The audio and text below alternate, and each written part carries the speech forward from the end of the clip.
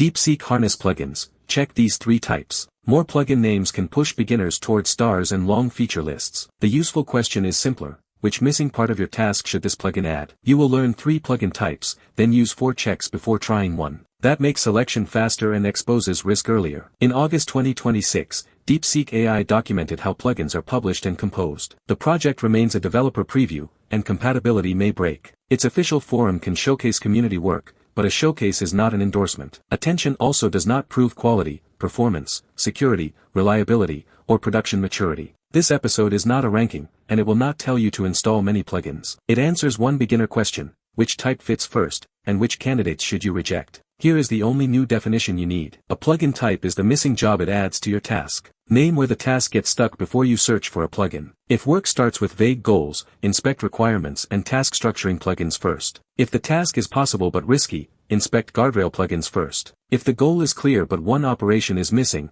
inspect code and work tool plugins. These are beginner selection buckets, not an official exclusive taxonomy. One plugin can cross buckets, so inspect what it actually changes. Chapter recap. First, do not start from a popular name. Second, start from the task gap. Third, fill only the clearest gap first. Now place 3 examples inside familiar work. The first type structures requirements and tasks. For example, DSH SpecFlow turns rough ideas into specifications, tasks, and acceptance clues. It fits when you want a feature, but the goal and finish line remain vague. It does not decide whether the requirement is correct. You still confirm the user problem, scope, and acceptance. The second type adds guardrails. For example, DSH Guardian checks dangerous operations and attempts to redact sensitive data. It fits when the task is possible, but mistakes or exposure worry you. A guardrail adds a checkpoint. It does not create a security guarantee. The third type adds code and work tools. For example, DSH Gitflow exposes common Git actions as callable tools. It fits when the goal is clear and one concrete operation is missing. These tools touch real workspace state, so their side effects matter most. Chapter recap.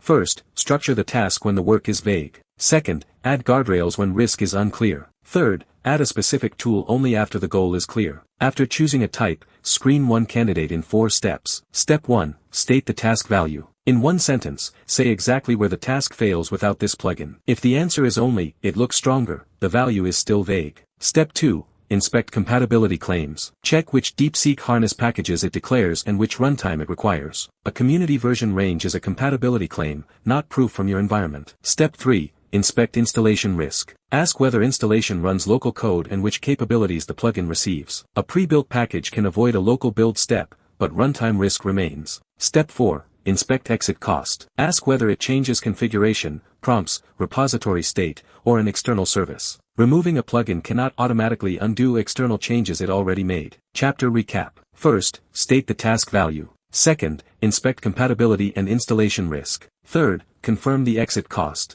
The common mistake is treating installable as suitable. The official publishing guide distinguishes plugin bundles from runnable compositions. That means a plugin can change a whole capability combination, not only add a button. Community examples declare dependency ranges, runtime needs, and packaging methods. Those details can reject an obvious mismatch. They cannot prove your model, repository, and other plugins will work together. The official forum also states that community projects are not official products. Upvotes are not DeepSeek AI approval. Do not install 3 candidates together and guess which one caused the problem. Choose one minimal candidate, then record its added capability and likely side effects. Chapter recap. First, a compatibility claim only clears the first gate. Second, a forum showcase is not certification. Third, real suitability requires your isolated test. Now compress the decision into one action you can reuse. Write the current task, then choose only one of the 3 types. Answer 4 questions for one candidate. Which clear gap does it solve? Does it declare support for your environment? What may run during installation and use? Which changes need manual recovery if you stop using it? Only a candidate with 4 concrete answers earns an isolated trial. Use a test repository, fake data,